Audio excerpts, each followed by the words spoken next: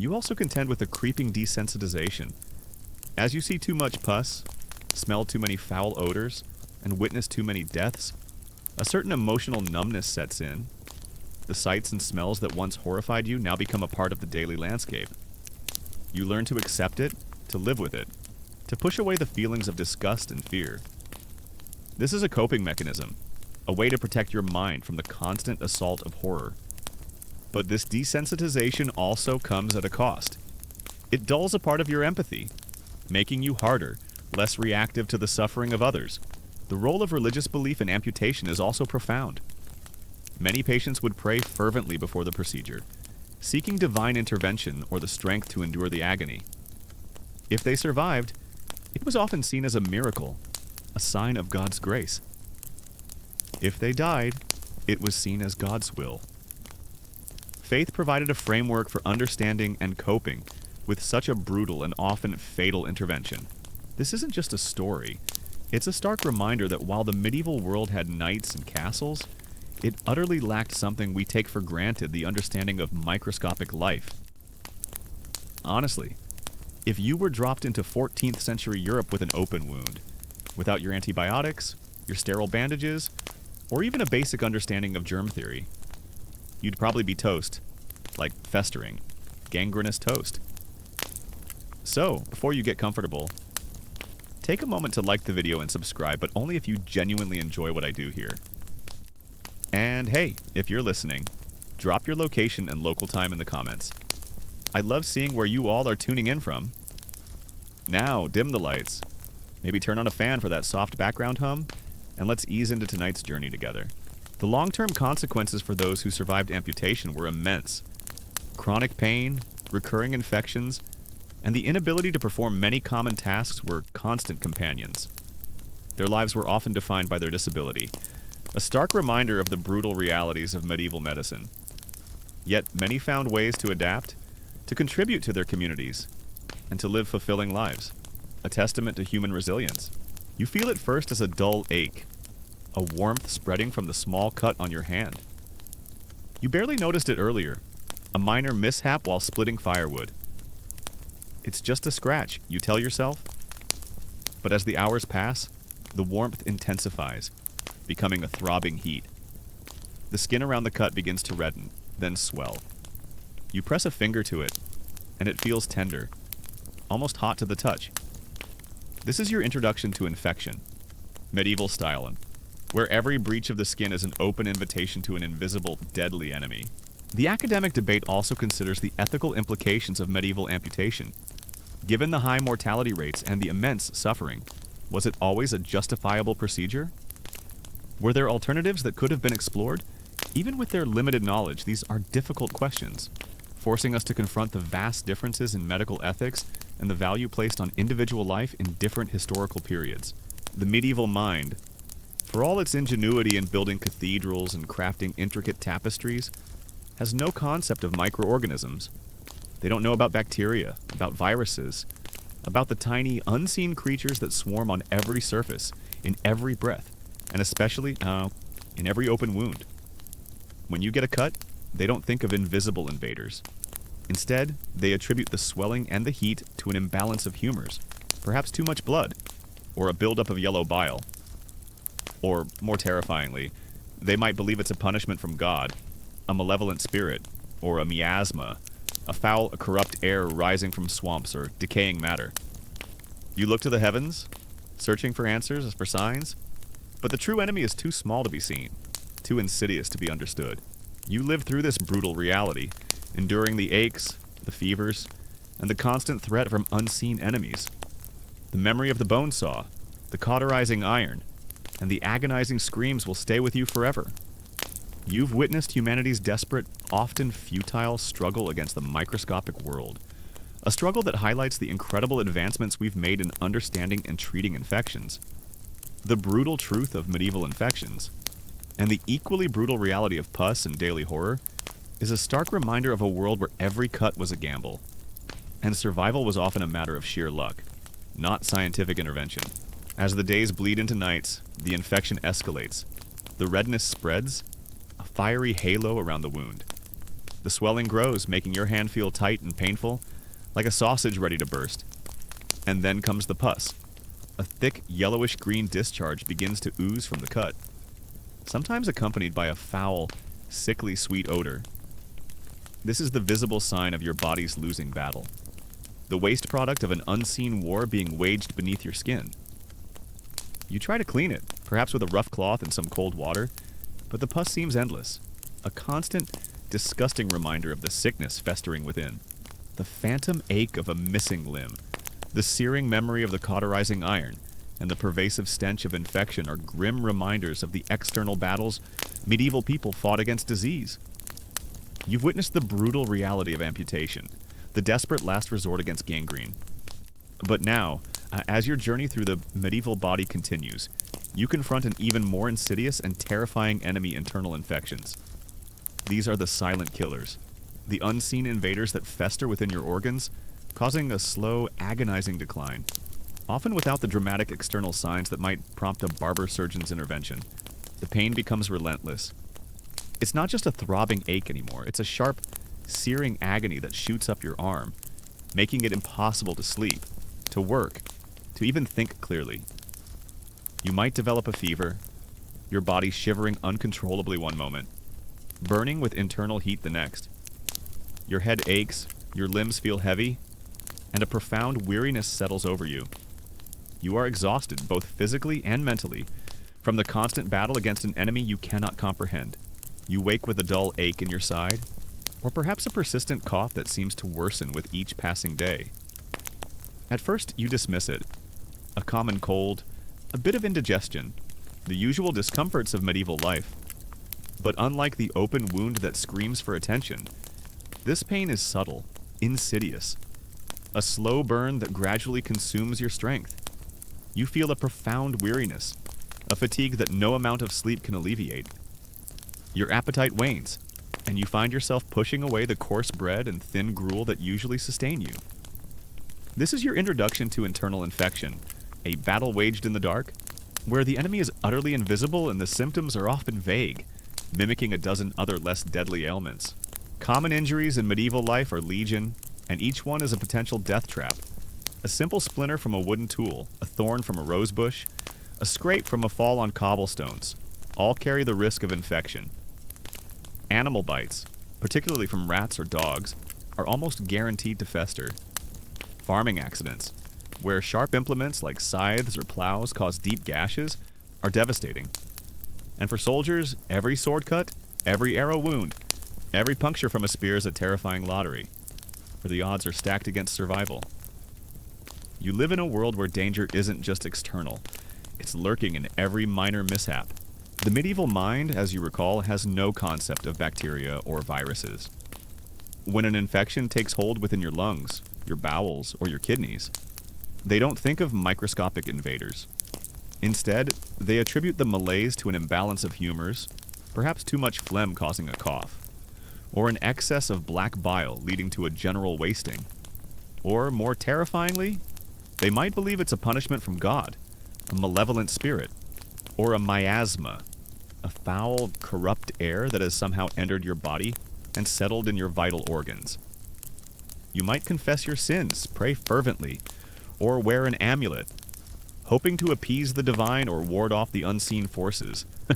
But the true enemy continues its silent, deadly work within. The medieval approach to wound care is, by modern standards, appalling. There's no concept of sterilization. The rags used to bind wounds are often dirty, reused from other patients, or simply torn from unwashed garments. The hands of the healer, whether a local wise woman, a barber surgeon, or a family member, are rarely, if ever, properly cleaned. This means that every attempt at healing often introduces more bacteria, exacerbating the infection rather than curing it. It's like trying to put out a fire with gasoline, but you don't know it's gasoline. As the days bleed into weeks, the internal infection escalates. The cough becomes deeper, wetter, sometimes bringing up phlegm that is discolored or even streaked with blood. Breathing becomes labored, a shallow, painful effort that leaves you gasping for air. If the infection is in your bowels, you might suffer from persistent diarrhea, often bloody, leading to severe dehydration and weakness. If your kidneys are affected, a burning pain in your lower back might be accompanied by difficulty urinating or dark, foul-smelling urine. The fever, which might have been low grade at first, now spikes, your body shivering uncontrollably one moment, burning with internal heat the next. Your head aches, your limbs feel heavy, and a profound weariness settles over you, a bone-deep exhaustion that no amount of rest can touch. You might try some folk remedies, passed down through generations. Perhaps a poultice of spider webs, believed to stop bleeding and draw out evil, is applied to your wound. Or a paste made from moldy bread, which, in a bizarre twist of fate, might contain a tiny amount of penicillin, but in such negligible quantities as to be utterly useless. You might even hear about applying animal dung to a wound, believing its warmth and natural properties will aid healing.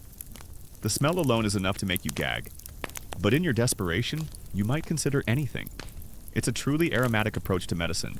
The lack of diagnostic tools is perhaps the most frustrating and terrifying aspect of internal infections.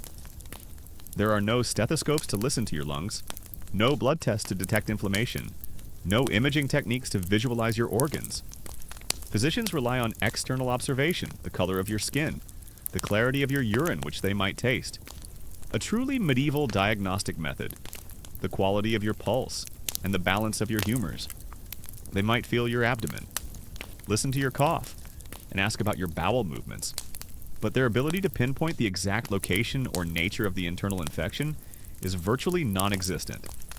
It's like trying to find a specific needle in a haystack, blindfolded, with only your sense of smell to guide you. The fear of gangrene is a constant, terrifying shadow. If the infection spreads unchecked, the flesh around the wound begins to turn black, cold, and numb. This is gangrene, the death of tissue, and it's a clear sign that the infection has gone too far. The smell becomes putrid, sickeningly sweet, a smell that once experienced, you never forget. At this point, the only cure is often amputation, a brutal and often fatal procedure you'll learn more about later. But for now, the sight of that spreading blackness fills you with a profound, chilling dread. When a physician is consulted, their remedies for internal infections are often as ineffective as they are unpleasant. Bloodletting, as you've experienced before, is a common prescription. They believe that draining excess blood will remove the bad humors causing the internal inflammation. You might endure the application of leeches, their bloated bodies slowly filling with your blood, or a small incision from a lancet, leaving you weak and dizzy, but doing nothing to combat the bacteria festering within your organs. One common historical fact that illustrates the medieval lack of understanding is the laudable pus theory. Many medieval physicians believed that the formation of pus in a wound was a sign of healing, a necessary part of the body expelling bad humors. They actively encouraged pus formation, believing it was a positive sign, when in reality, it was a clear indication of bacterial infection. This fundamental misunderstanding led to practices that often worsened patient outcomes, as they were unaware they were fostering the very pathogens that were killing their patients. Purging is another frequent treatment. You might be given strong emetics to induce vomiting, or powerful laxatives to cause violent diarrhea. The idea is to cleanse the body, to expel the corrupt humors or the poison that has settled internally. The agony of constant vomiting or relentless bowel movements, combined with the underlying infection, leaves you utterly drained, dehydrated, and even more vulnerable. It's like trying to clean a clogged drain by flushing the entire house with water. It might move some things around, but the clog remains. An obscure detail you might find particularly unsettling is the use of mummy dust or powdered human remains as a medicinal ingredient. This macabre practice, while more prevalent in later periods, had roots in medieval beliefs about the curative powers of the dead. You might hear about it being mixed into salves or ingested for various ailments, including infections, reflecting a desperate and superstitious approach to healing. It's like trying to cure a cold by snorting grandma's ashes. Herbal remedies are also prescribed, often with a focus on balancing the humors or strengthening the body. You might be given bitter decoctions of wormwood or rue for internal cleansing, or warming herbs like ginger and cinnamon to counteract cold humors. While some herbs might have mild antiseptic or anti-inflammatory properties, their effect against a systemic bacterial infection is negligible. They offer psychological comfort, a sense of doing something, but little in the way of actual healing. The academic debate that still engages historians and bioarchaeologists is the precise prevalence of specific types of infections in medieval populations. While skeletal remains provide evidence of bone infections, osteomyelitis, and abscesses, it's difficult to distinguish between bacterial, viral, or fungal infections from bones alone. Scholars debate the relative impact of different pathogens and the specific environmental factors that contributed to the high rates of infection and mortality in the medieval period. One common historical fact that highlights the medieval struggle with internal infections is the widespread death from diseases like dysentery, often caused by contaminated water and food. Leading to severe intestinal infection and tuberculosis, a bacterial infection primarily affecting the lungs, often leading to a slow, wasting death. These were rampant in medieval populations, often misdiagnosed, and almost universally fatal without modern antibiotics. They were the silent epidemics that constantly thinned the ranks of medieval society, far more common than the dramatic wounds of battle. You also contend with the constant threat of internal infections. A simple cut might lead to a localized infection, but if the bacteria enter your bloodstream, you could develop sepsis, a systemic infection that rapidly overwhelms your body. You might experience chills, rapid breathing, confusion, and a precipitous drop in blood pressure. This is a swift and brutal killer, often leading to death within days, with no visible external signs beyond the initial wound. It's an invisible enemy striking from within. An obscure detail you might find particularly disturbing is the medieval belief that certain internal infections could be caused by worms or serpents growing within the body. While they might have observed parasitic worms, this belief extended to bacterial infections, leading to remedies aimed at expelling these mythical internal creatures. You might be given concoctions of strong, bitter herbs, or even ground glass, designed to kill or drive out these internal invaders, often causing more harm than good to your already inflamed organs. It's like trying to get rid of a computer virus by hitting your computer with a hammer. The lack of pain management is another brutal reality. You remember the limited options for toothaches. For an infected wound, the pain is constant, gnawing, and relentless. Sleep offers little respite, and you exist in a haze of agony, your body racked by fever and discomfort. The ability to endure such suffering, to maintain a semblance of daily life despite the pain, is a testament to the incredible resilience of medieval people. The academic debate that still engages historians and bioarchaeologists is the extent to which chronic internal infections contributed to the overall frailty and shorter lifespans of medieval people. While acute infections were often swift killers, many individuals likely suffered from long-term, low-grade internal infections that weakened their immune systems, made them susceptible to other diseases, and contributed to a general state of ill health.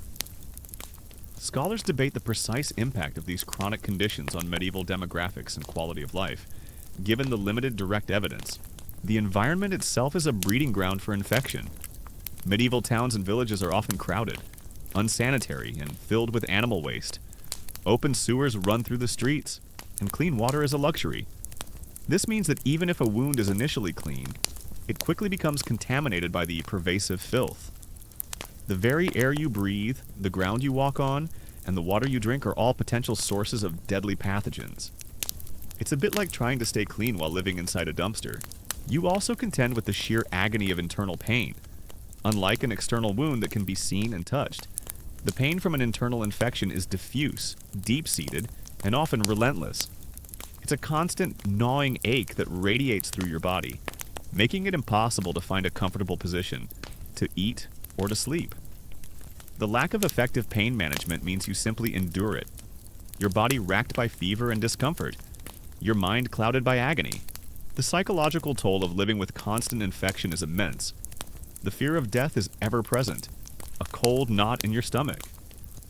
You watch as neighbors and family members succumb to seemingly minor injuries, their bodies consumed by unseen forces. This constant exposure to suffering and death breeds a fatalistic acceptance for some, and a desperate, almost superstitious, search for protection for others. The psychological toll of a slow, wasting illness is immense. You watch your body weaken, your strength ebb away, and your future diminish, all while the cause remains a mystery.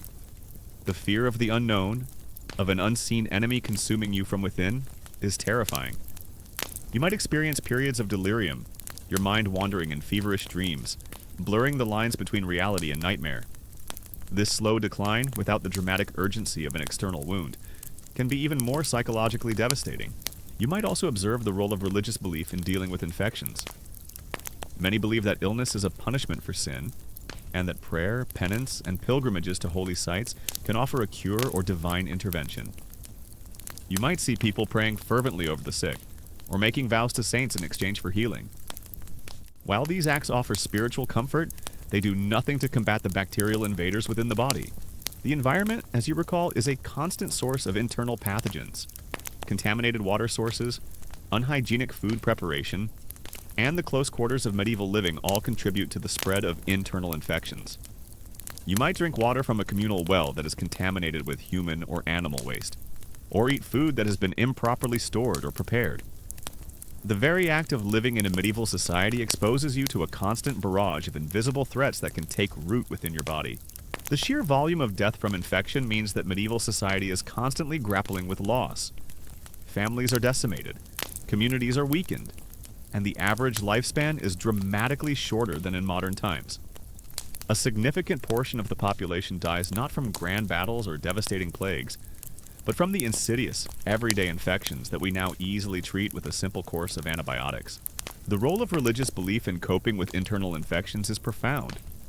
When all earthly remedies fail, people turn to divine intervention. You might make vows to saints, go on pilgrimages, or pray ceaselessly, believing that only God's mercy can save you from the unseen illness. If you recover, it's a miracle. If you die, it's God's will, a punishment for sin or a test of faith. Faith provides a framework for understanding and accepting the incomprehensible, offering solace in the face of inevitable death. The academic debate also considers the interplay between diet, nutrition, and susceptibility to infection in the medieval period. Did chronic malnutrition or specific dietary deficiencies weaken the immune systems of medieval people, making them more vulnerable to pathogens?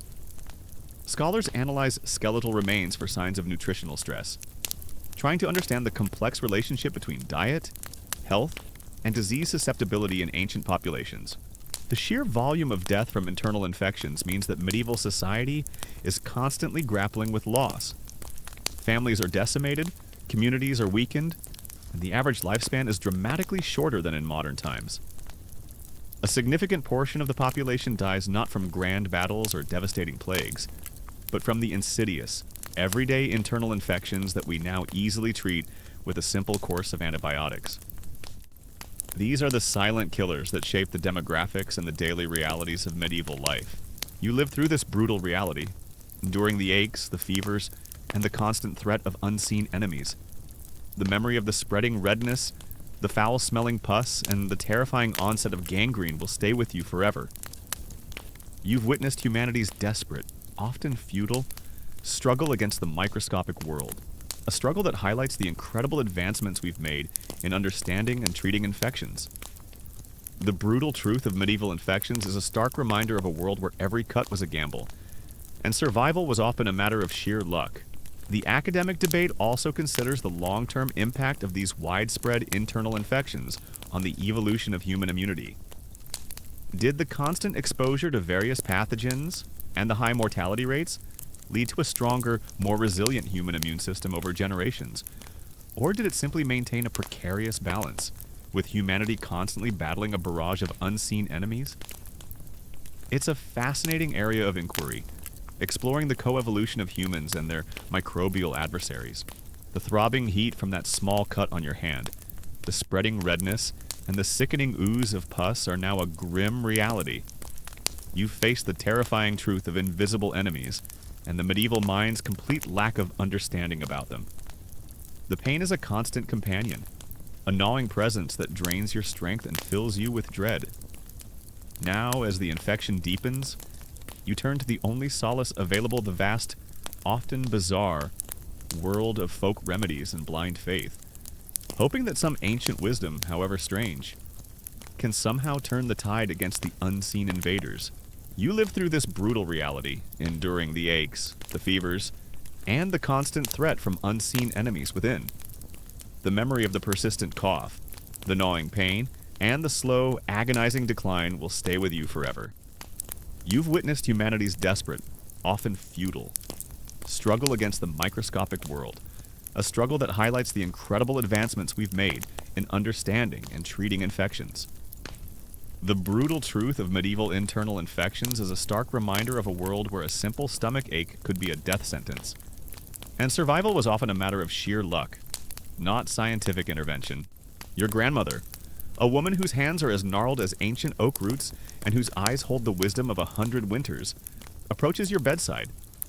She doesn't speak of humors or miasmas, but of spirits and ancient forces. She might begin by preparing a poultice, a thick, often foul-smelling paste, to apply to your inflamed wound. This isn't just any poultice, it's a concoction born from generations of trial and error, mixed with a generous dose of superstition. She might gather cobwebs from the corners of the cottage, believing their stickiness will draw out the evil from the wound.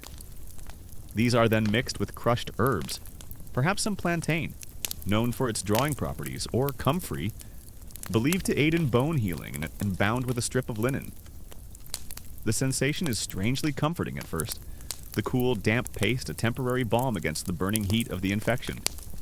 But as the hours pass, the pus continues to seep, and the pain, though dulled slightly, remains. The gnawing pain of internal infections, the slow, agonizing decline, and the terrifying lack of diagnostic tools have painted a grim picture of medieval health. You've endured the hidden battles within your own body, battles against unseen enemies that often led to a slow, wasting death. Now, as your journey through the brutal realities of medieval infections continues, you turn your gaze outward to the very environment you inhabit.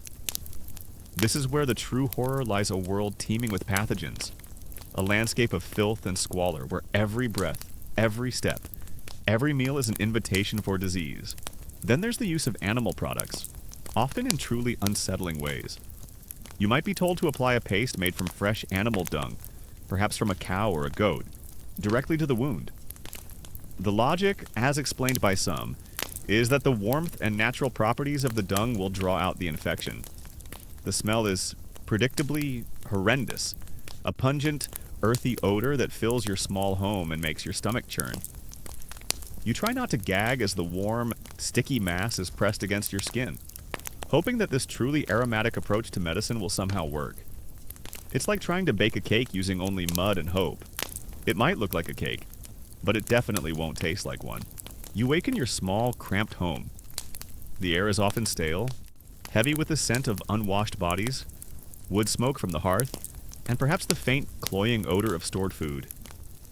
The floor, if you are a commoner, is likely packed earth, or perhaps strewn with rushes that are rarely changed, accumulating layers of dirt, food scraps, and animal droppings. These rushes, meant to provide warmth and absorb spills, become a breeding ground for fleas, lice, and other vermin, all potential carriers of disease. You walk barefoot or in thin shoes, constantly exposed to the filth that accumulates indoors. It's like living in a perpetual compost heap, but with more people and fewer actual plants. Hey guys, tonight we're going to step back, way back, to a time when a simple scratch could be a death sentence, when the very air around you felt thick with unseen dangers, and when the smallest cut could blossom into a nightmare of pain and putrefaction.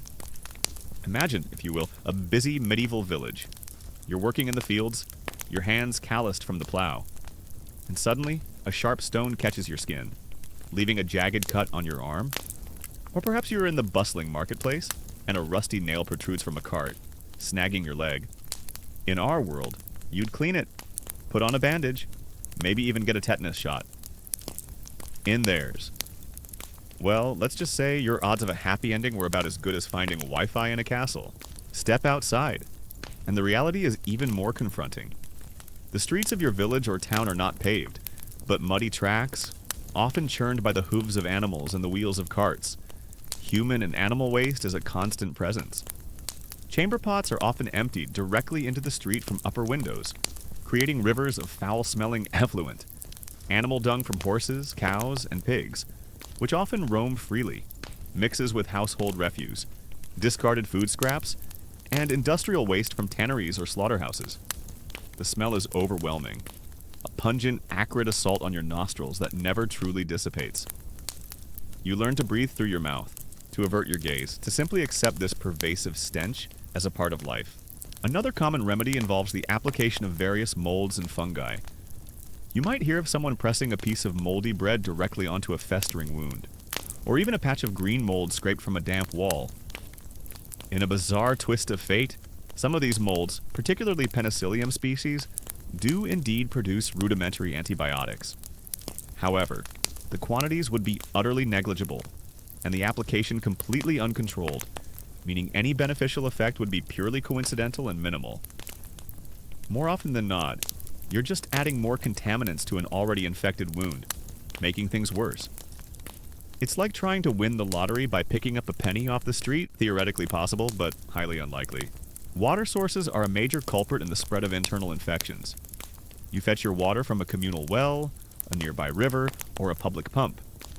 These sources are often contaminated by runoff from overflowing privies, animal waste, and the general filth of the environment. While some people might boil water for cooking, drinking raw, contaminated water is a daily reality. This is how diseases like dysentery, typhoid, and cholera, though not yet named as such, spread like wildfire, causing agonizing diarrhea, dehydration, and rapid death. You drink, you thirst, and you unknowingly invite the silent killers into your body. It's like playing Russian roulette with every sip. Beyond external applications, you might be given various concoctions to drink, designed to cleanse your body from within.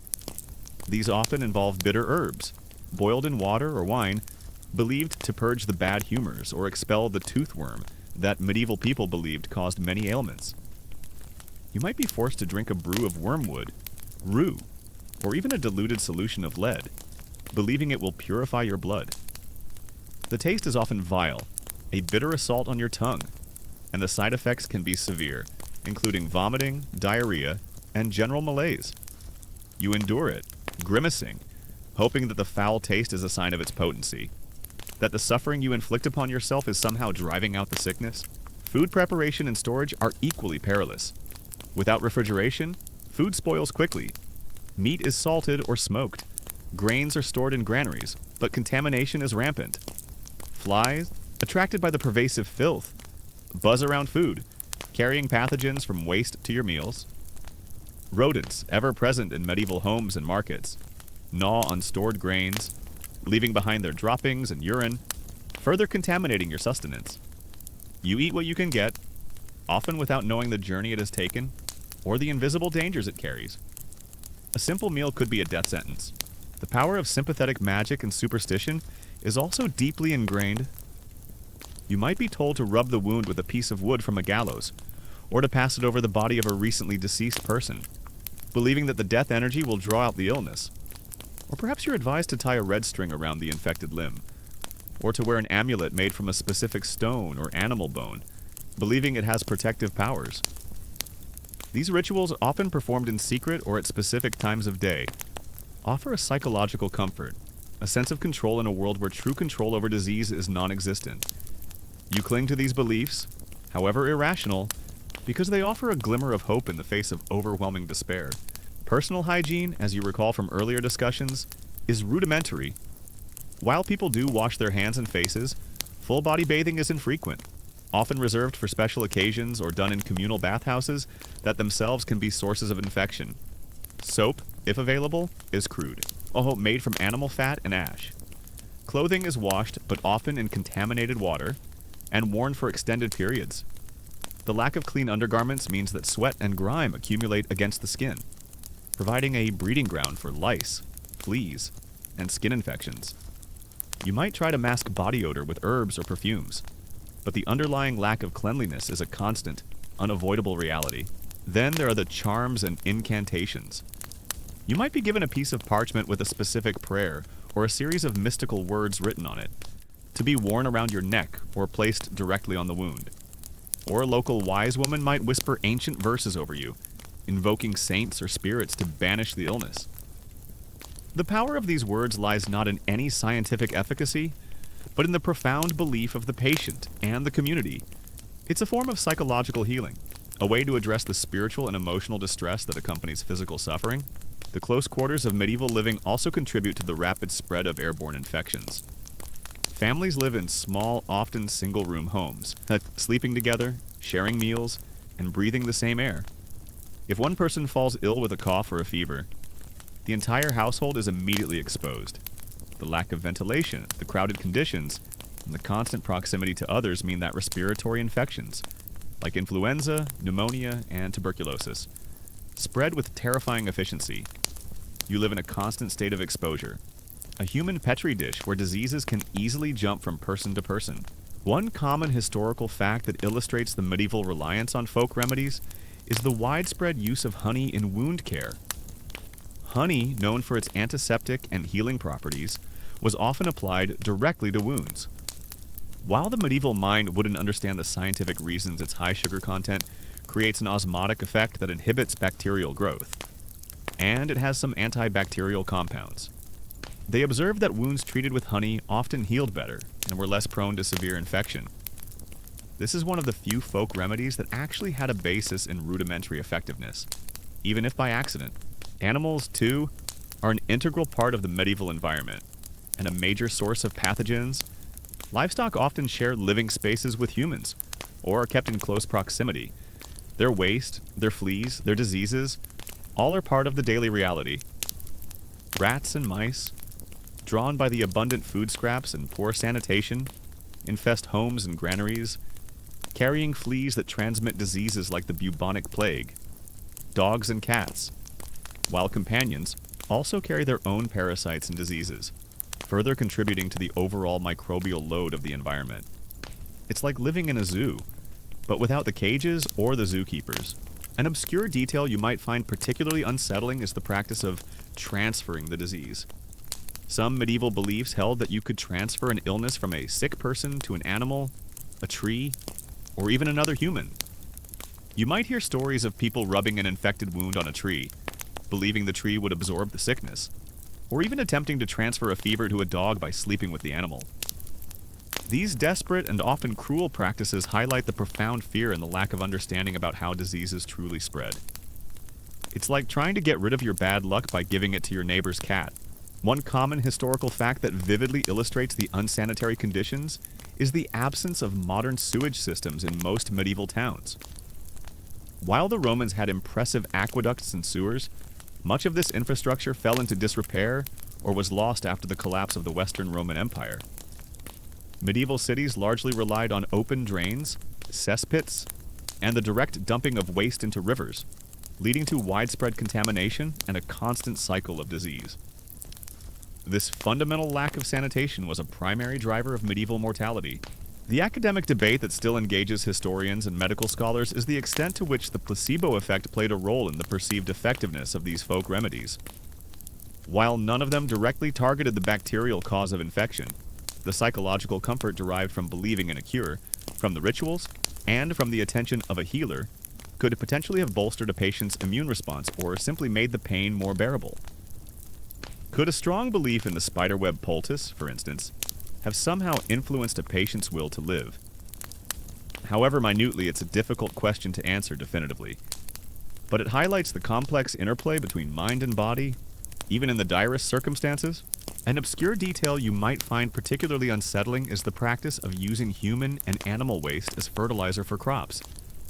While seemingly practical for agriculture, this practice, combined with contaminated water sources, created a direct pathway for intestinal parasites and bacterial infections to enter the food chain. You might unknowingly consume vegetables grown in fields fertilized with human waste, or drink water that has flowed over such fields, leading to a constant reinfection cycle. It's like trying to grow food in a toilet and then eating it.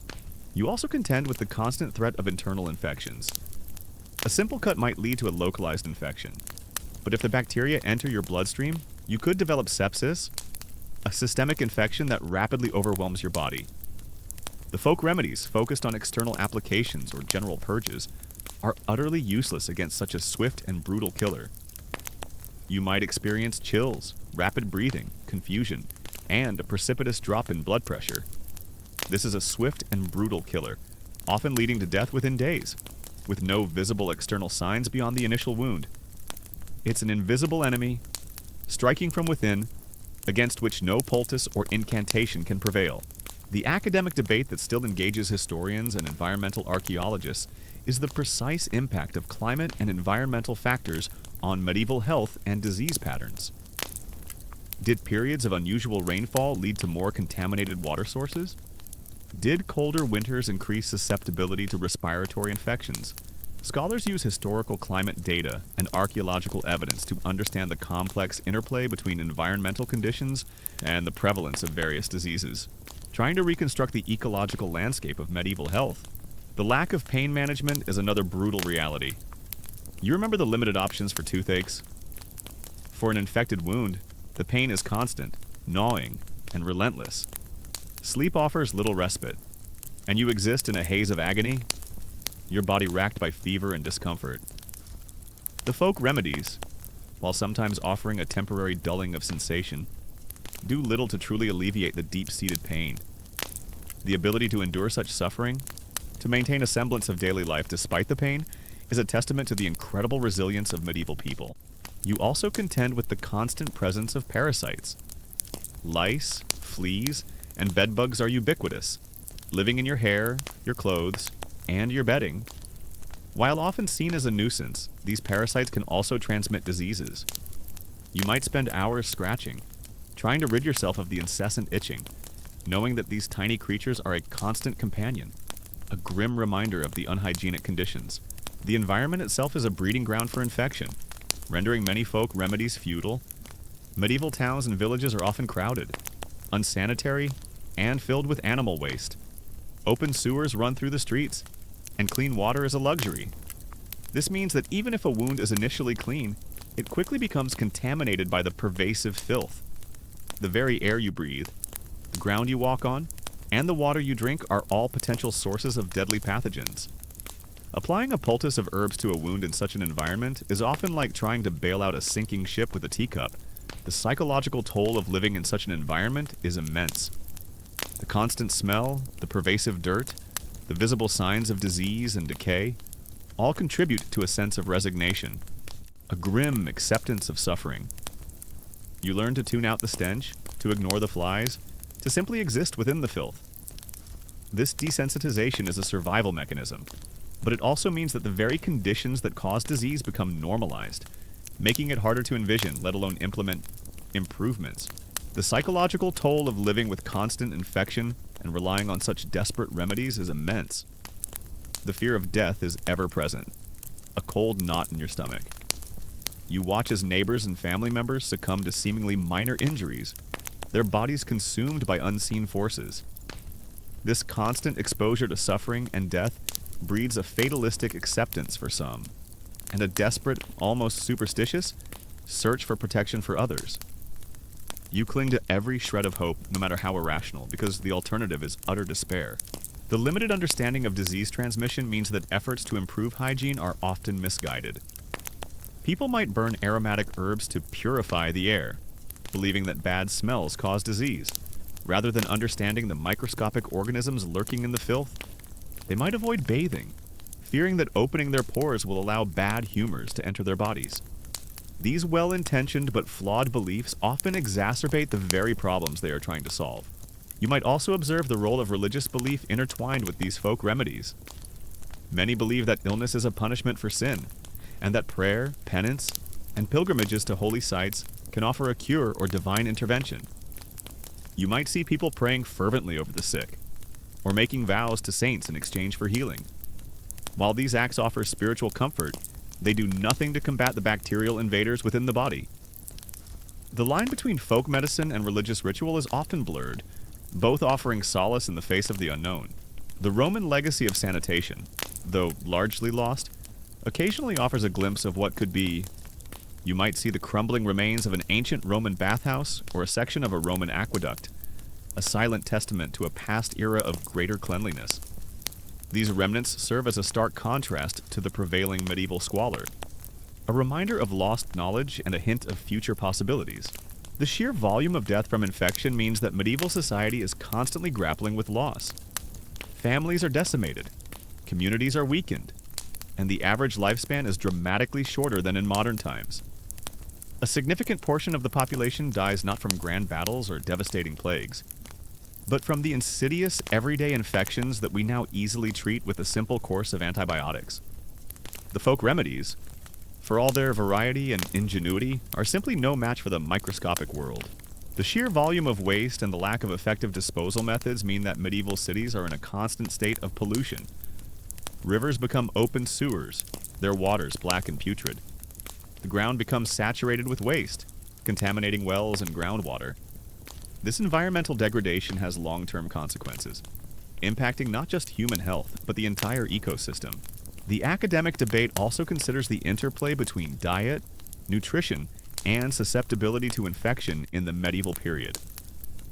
Did chronic malnutrition or specific dietary deficiencies weaken the immune systems of medieval people, making them more vulnerable to pathogens?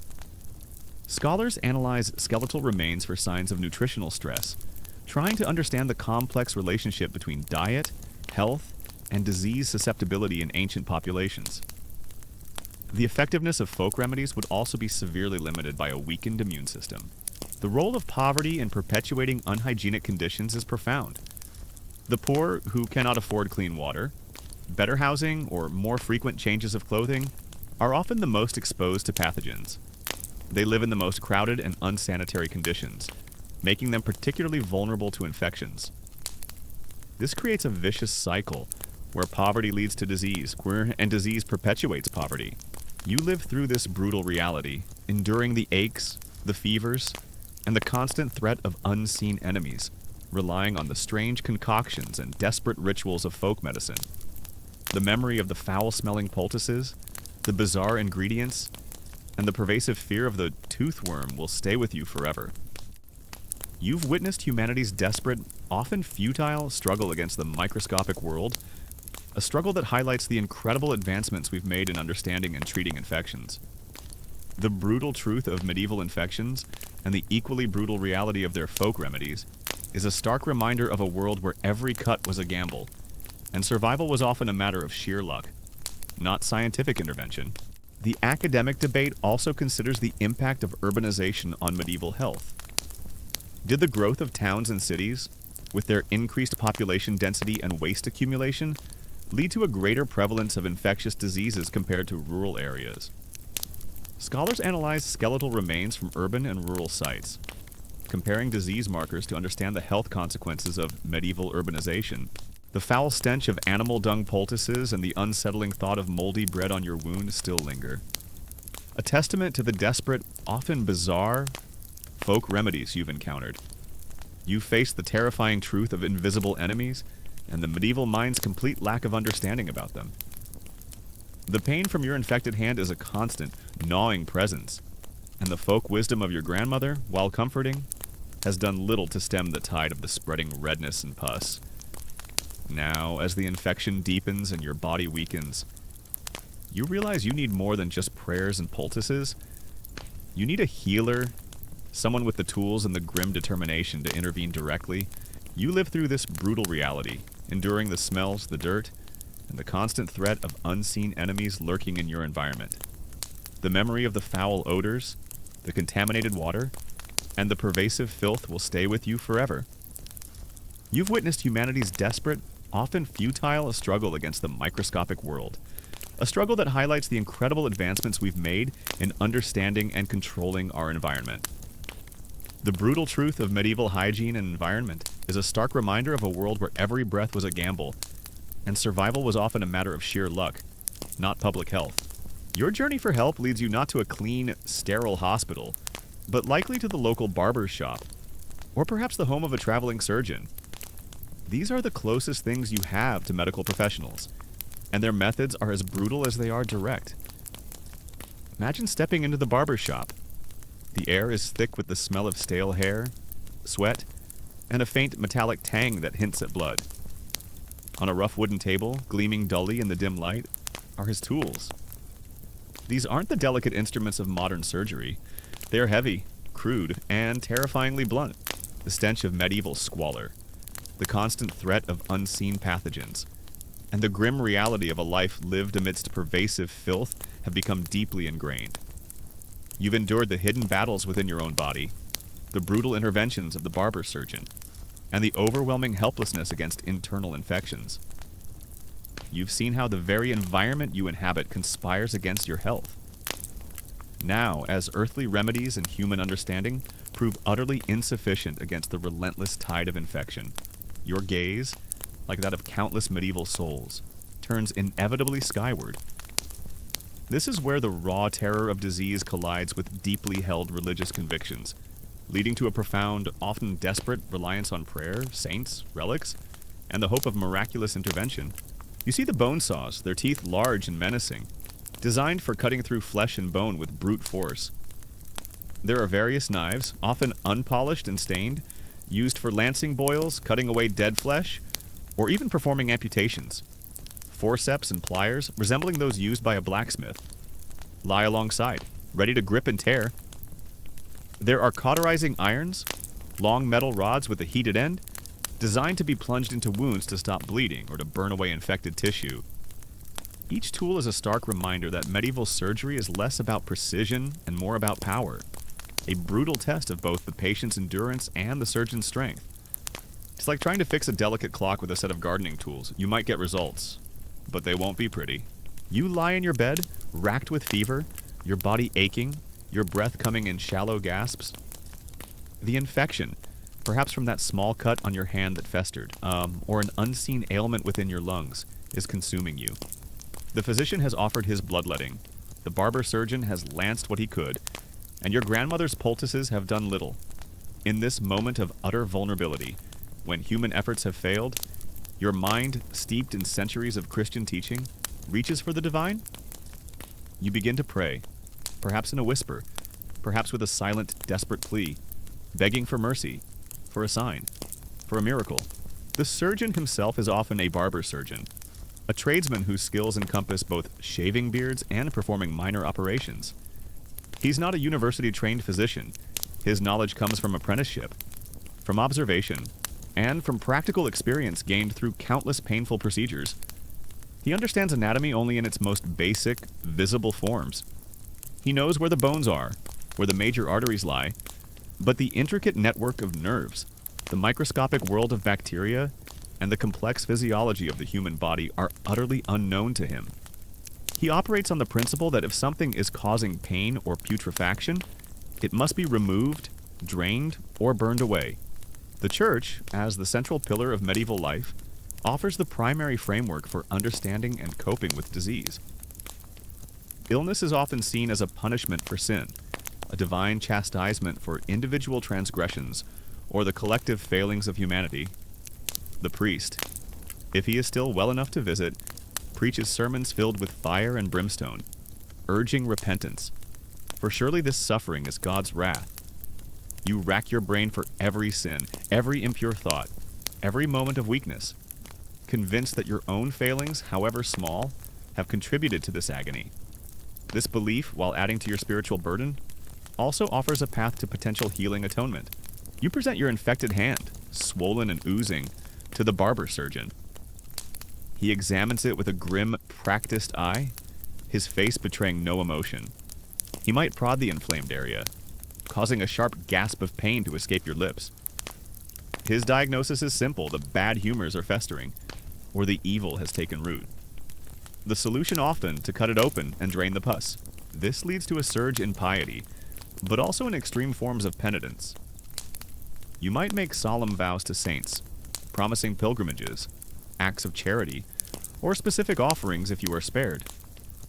You might even consider joining public processions of flagellants, those grim figures who march from town to town, scourging their bare backs with whips, believing that self-inflicted pain is the ultimate form of atonement, a way to appease an angry God. While you might not join them yourself, the sight of their bloody devotion is a stark reminder of the lengths people will go to seek divine favor. It's like trying to convince a cosmic judge to drop your charges by giving yourself a really intense self-flagellation session. Imagine the procedure. There's no anesthesia. Of course, light up beyond perhaps a swig of strong wine or a piece of leather to bite down on. You are held down by assistants, or perhaps strong family members, as the surgeon takes a sharp knife. You feel the cold metal against your burning skin, then the searing pain as he cuts into the swollen flesh. The gush of foul-smelling pus is immediate, a sickening release of pressure. You scream, a raw, primal sound, as the surgeon works, perhaps probing the wound with his finger or a blunt instrument to ensure all the pus is drained. The relief from the immediate pressure is immense, but the wound is now a gaping, bleeding hole, an even larger invitation for more infection. The intercession of saints becomes paramount. You pray fervently to specific saints known for their healing powers, or for protection against certain ailments. Saint Sebastian, often depicted pierced with arrows, is the patron saint against plague and infectious diseases. Saint Roch, who reputedly survived the plague himself, showing his buboes, is another powerful intercessor. You might light candles before their statues, offer fervent prayers, or even acquire a small medallion or image of them, clutching it tightly, believing their holy influence can turn the tide of your illness. These saints are your direct advocates in the heavenly court, your last hope for a miraculous cure.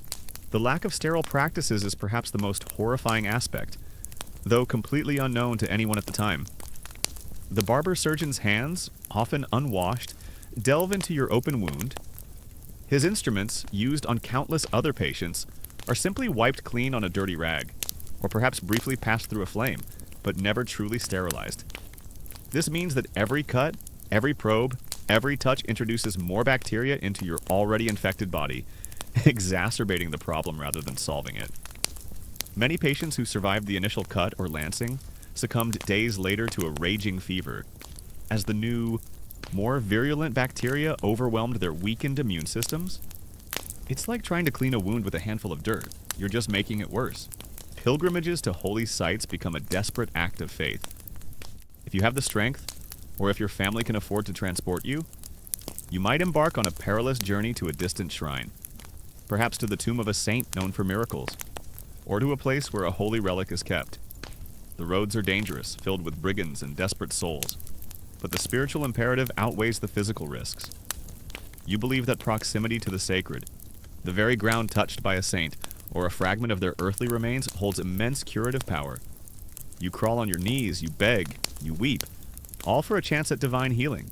For deeper infections, or those that have spread to the bone, the surgeon might resort to cauterization. This involves heating a metal iron until it glows red hot, then pressing it directly onto the infected tissue or into the wound. The smell of burning flesh is sickening, filling the air with a pungent, acrid odor. The pain is immediate, intense, and utterly unbearable, a searing agony that eclipses even the throbbing of the infection. The goal is to stop bleeding and to destroy infected tissue, but the damage inflicted is immense, often leading to severe burns, scarring, and further complications. It's a truly medieval form of fight fire with fire, where both fires are equally devastating. Beyond these brutal interventions, medieval physicians, the more learned healers, often trained in universities and familiar with ancient Greek and Arabic medical texts, would offer different approaches. They would focus on the humoral theory, believing that illness was an imbalance of the four humors blood: phlegm, yellow bile, and black bile. For an infection, they might prescribe bloodletting, opening a vein to drain excess blood, believing it would remove the bad humors causing the inflammation. You might see leeches applied to your skin, their bloated bodies slowly filling with your blood, a strange, squirming form of treatment. Or the surgeon might use a lancet to make a small incision, allowing blood to flow freely into a basin. The weakness and dizziness that follow are often profound, further debilitating an already sick body. These physicians might also prescribe various internal purges, concoctions of bitter herbs designed to induce vomiting or diarrhea, believing this would expel the corrupt humors from the body. You would endure the violent sickness, hoping that the agony was a sign of the illness leaving your system. Their approach is more theoretical, less hands-on, than the barber surgeons, but often just as ineffective and debilitating. The concept of miraculous cures is not just a hope, it's a documented phenomenon within the medieval worldview. Accounts of individuals recovering from seemingly fatal infections after fervent prayer, a pilgrimage, or contact with a relic are widely circulated and believed. These stories reinforce the power of faith and offer a beacon of hope in the face of overwhelming despair.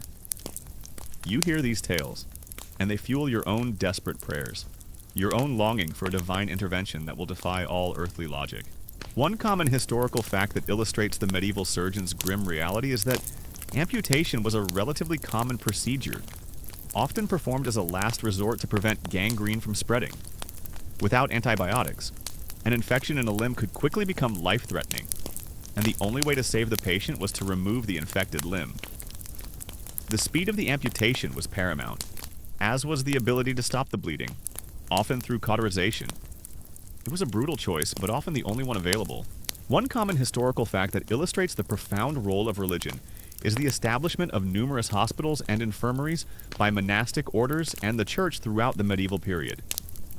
While these institutions often lacked sophisticated medical knowledge, they provided care, shelter, and spiritual comfort to the sick and dying.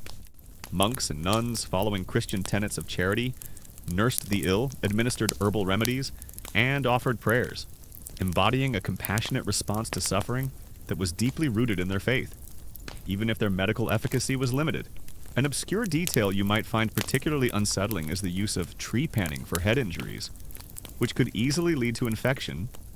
This involved drilling a hole into the skull, often to relieve pressure from swelling or to let out evil spirits. While sometimes performed for head trauma, the procedure was incredibly dangerous, with a high risk of infection to the brain, leading to death.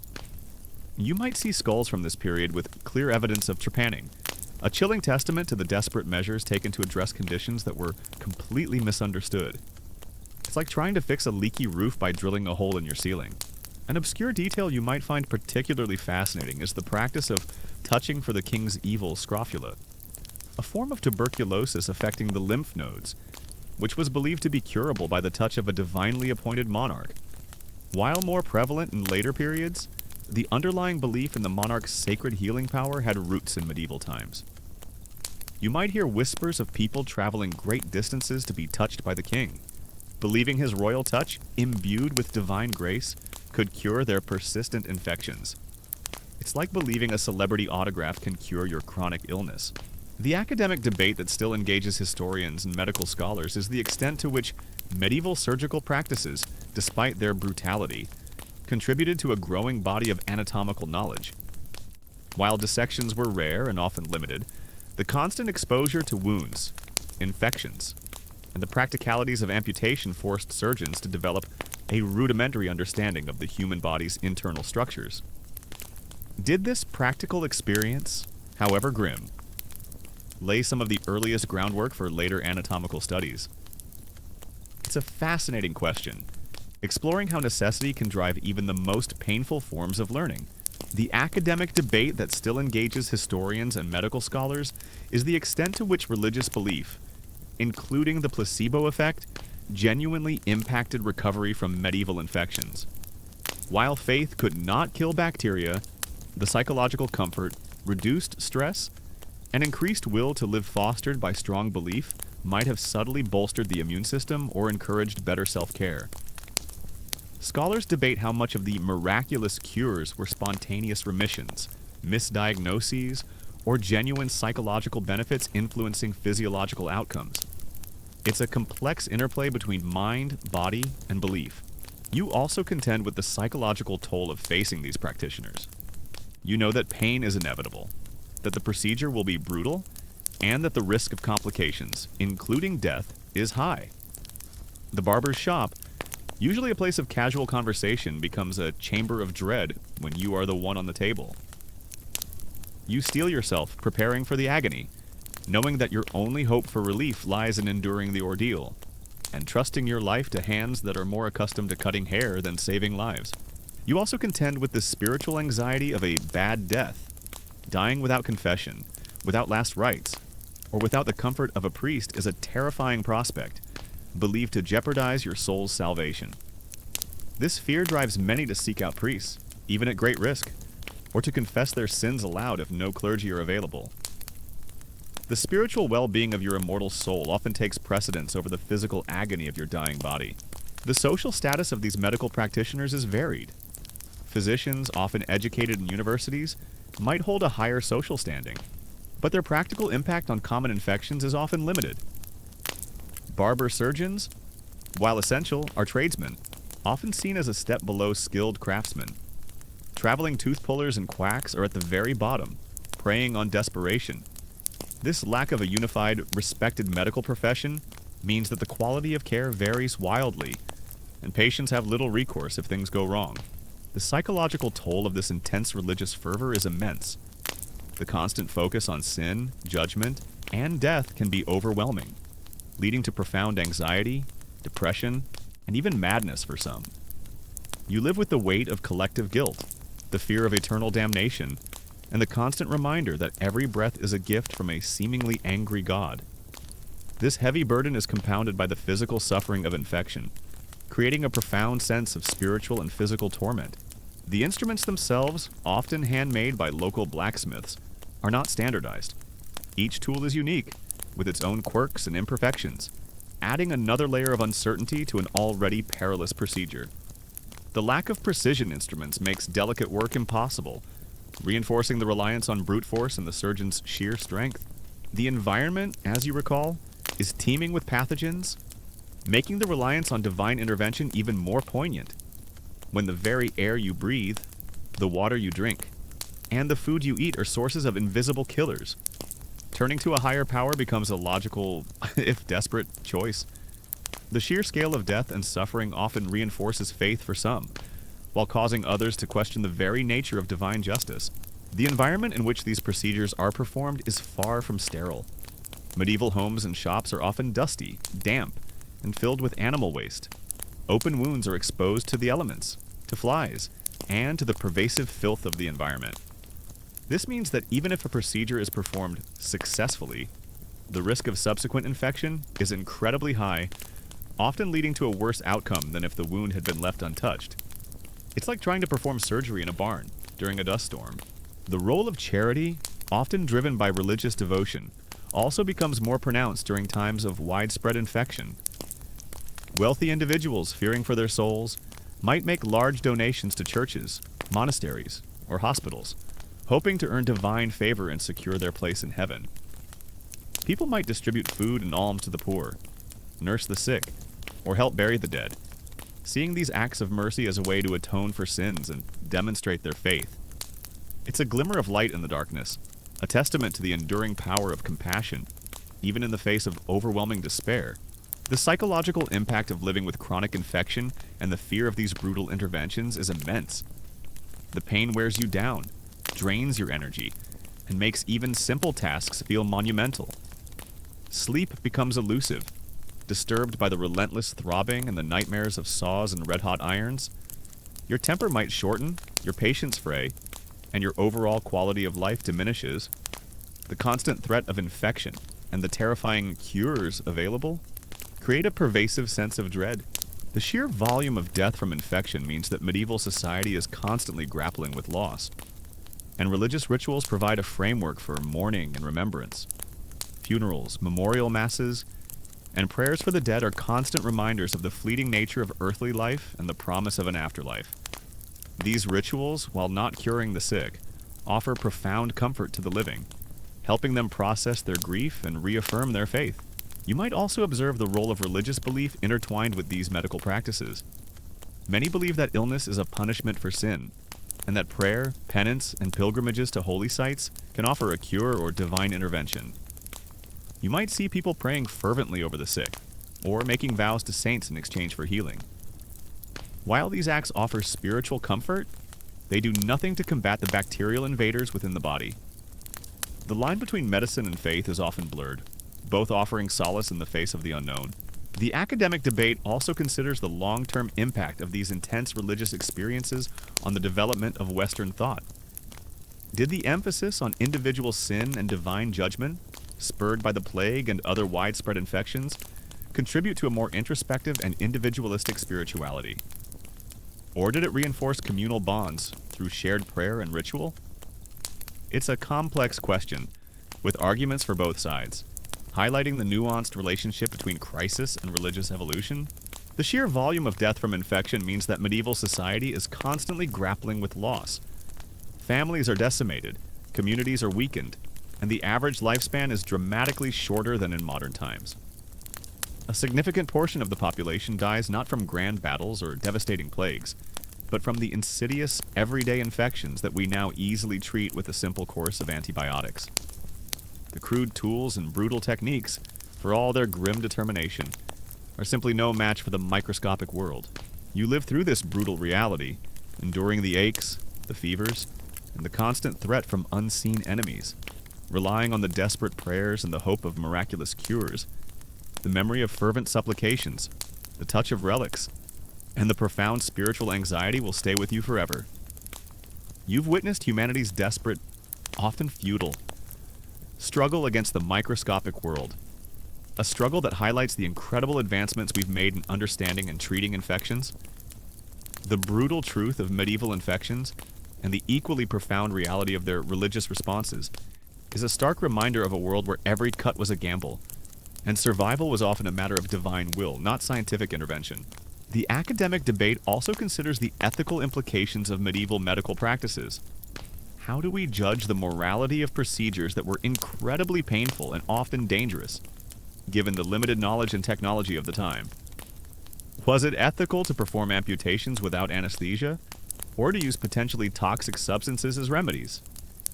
These are complex questions that force us to confront the vast differences between ancient and modern medical ethics, and to appreciate the progress that has been made. The desperate prayers have faded, the relics have been returned to their shrines, and the terrifying hope of miraculous cures has either been realized or cruelly denied. You've endured the hidden battles within your own body, the brutal interventions of the barber surgeon, the overwhelming helplessness against internal infections, and the pervasive filth of your environment. You've even turned to the heavens for solace and salvation. Now, as the immediate threat of a specific infection finally begins to recede, you enter a new, equally challenging phase: surviving. This is where the grim reality of living with the aftermath of medieval infections truly hits home. A life often marked by chronic pain, disfigurement, and a constant gnawing awareness of your own fragility. You live through this brutal reality, enduring the aches, the fevers, and the constant threat of unseen enemies, relying on the crude tools and brutal techniques of medieval healers. The memory of the bone saws, the cauterizing irons, and the agonizing screams will stay with you forever.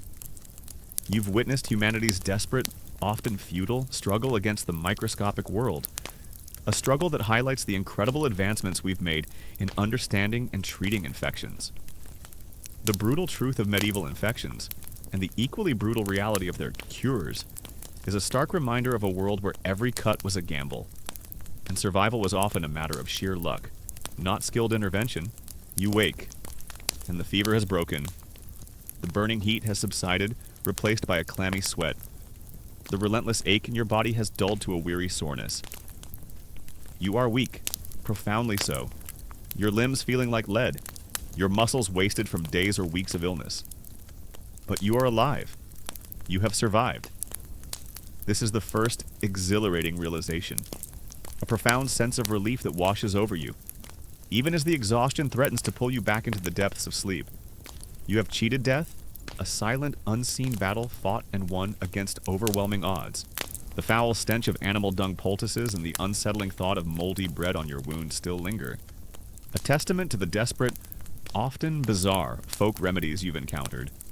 You face the terrifying truth of invisible enemies and the medieval mind's complete lack of understanding about them. The pain from your infected hand is a constant, gnawing presence, draining your strength and filling you with dread. Now, as the infection deepens and your body weakens, you realize you need more than just prayers and poultices. You need a healer, someone with the tools and the grim determination to intervene directly. But survival comes at a cost. If your infection was external, perhaps a festering wound on your arm, you now face the reality of its aftermath. The skin around the healed wound might be thick with scar tissue, tight and unyielding, restricting your movement. If the infection was severe, it might have destroyed muscle or tendon, leaving you with a permanent weakness or even a partial paralysis in your limb. You try to lift your arm, to grasp a tool, and find that the strength is simply not there, or that the movement causes a sharp, lingering pain. Your hand, once capable and strong, might now be a twisted, gnarled parody of its former self. A constant, visible reminder of the battle you fought. You've already experienced the brutal intervention of the barber surgeon, the painful cut, and the temporary release as pus drained. But that release was fleeting. The open wound on your hand is now a gaping maw, a wide-open gateway for more invisible enemies. You look at it, and horror rises within you. The redness still spreads, a fiery halo around the cut. The swelling continues, making your hand feel tight and painful, like a sausage ready to burst. And then, the pus. If the infection led to gangrene and amputation, the reality is even more stark. You live with a stump, a raw, sensitive, and often chronically painful reminder of what you lost. The phantom limb pain, the unsettling sensation of your missing arm or leg still being there, still aching, is a strange and unsettling reality. You struggle with simple tasks, walking, dressing, eating, that once came naturally. You might rely on crutches or a rudimentary wooden peg leg, if you can afford one. But navigating the uneven streets and rough terrain of the medieval world is a constant challenge. Your life is irrevocably altered, a daily struggle against physical limitation. It's like trying to run a marathon with one leg tied behind your back, but the leg isn't actually there anymore. Pus, it's a word you will never forget. A thick, yellowish-green discharge begins to ooze from the wound, sometimes accompanied by a foul, sickly sweet odor. It's not just a little discharge, it's a continuous flow, a relentless outpouring of waste from the unending battle being waged beneath your skin. You try to wipe it clean with a rough cloth and some cold water, but the pus seems endless, a constant, disgusting reminder of the sickness festering within. You see pools of it collecting on your clothes, on your bedding, even on the floor. It's a physical presence, undeniable proof of the disease's assault. It's like a leaky faucet you can't turn off, and it's overflowing everything. Internal infections, too, leave their insidious mark. If you survived a severe lung infection, you might now suffer from a chronic cough, a persistent shortness of breath, and a general weakness that makes strenuous labor impossible. Your lungs might be scarred, their capacity diminished, leaving you vulnerable to every chill and every new respiratory ailment that sweeps through the village. If your bowels were ravaged by dysentery, you might suffer from chronic digestive issues, persistent pain, and recurring bouts of diarrhea, leaving you perpetually weak and malnourished. The internal damage is unseen, but its effects are profoundly felt, a constant drain on your vitality. The smell. The stench is another aspect of the daily horror. It's not just the smell of pus, it's the smell of decay, of dead flesh, of unwashed bodies, of animal and human waste overflowing in the streets. The air in your home, in your village, in your town, is thick with a nauseating mixture of these odors. The stench clings to your clothes, to your hair, to your skin. You smell it when you eat, when you sleep, when you talk to your neighbors. It's a constant assault on your senses, a relentless reminder of the presence of disease and death. You try to cover your nose with a cloth steeped in herbs, or burn a little incense. But these efforts are only a temporary disguise, a feeble denial of the grim reality. It's like trying to mask the smell of a dead fish by spraying perfume. It might dull it a bit, but the fish is still there. Chronic pain becomes a constant companion for many survivors. Whether from nerve damage in a healed wound, the persistent ache of a compromised joint, or the deep-seated discomfort of damaged internal organs, pain is a daily reality. There are no modern painkillers, no physical therapy, no specialist to alleviate your suffering. You learn to live with it, to push through it, to simply endure. It becomes a part of who you are, a constant low-level hum of discomfort that shapes your every movement, your every thought. Sleep is often elusive, disturbed by the persistent ache, leaving you perpetually tired and irritable. You see pus everywhere, and it oozes from the open wounds of those injured in skirmishes, from the sores on the legs of beggars, from the boils on the faces of children. It's a common sight, a part of the daily landscape. You see people with infected eyes, pus oozing from the corners, leaving them almost blind. You see people with infected ears, pus draining from the ear canal, causing agony and loss of hearing. Pus is not just a fluid, it's a symbol of putrefaction, of decline, of the unending battle being waged within the human body.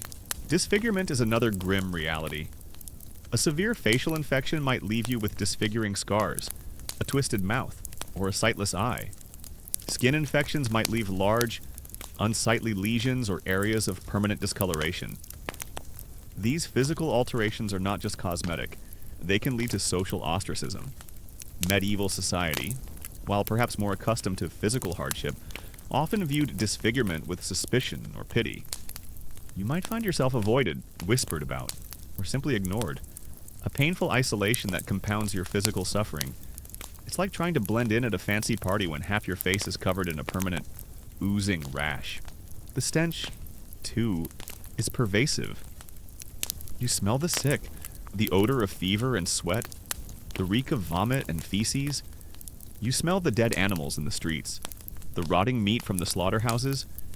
You smell the polluted rivers, where the city's waste is dumped. The stench is an unavoidable part of medieval life, a constant reminder of the lack of sanitation and the presence of disease. You learn to live with it, to grow accustomed to it, but it never truly disappears. The psychological toll of survival is immense. You have witnessed unimaginable suffering and death, often among your own family and friends. You carry the burden of survivor's guilt, the nagging question of why me? The trauma of your own illness, the agonizing pain, the fear of death, these memories are deeply etched into your psyche. You might suffer from nightmares, from flashbacks, from a pervasive sense of anxiety or depression. The world, once seemingly stable, has been revealed as a fragile, dangerous place, and that knowledge changes you forever. The daily horror isn't just about pus and smell, it's about helplessness. You watch your loved ones suffer, and there is nothing you can do to truly help them. You see small infections turn into gaping sores, minor swellings turn into agonizing tumors. You see healthy people waste away, their bodies consumed by an invisible enemy. This helplessness is a heavy psychological burden, a constant sense of despair.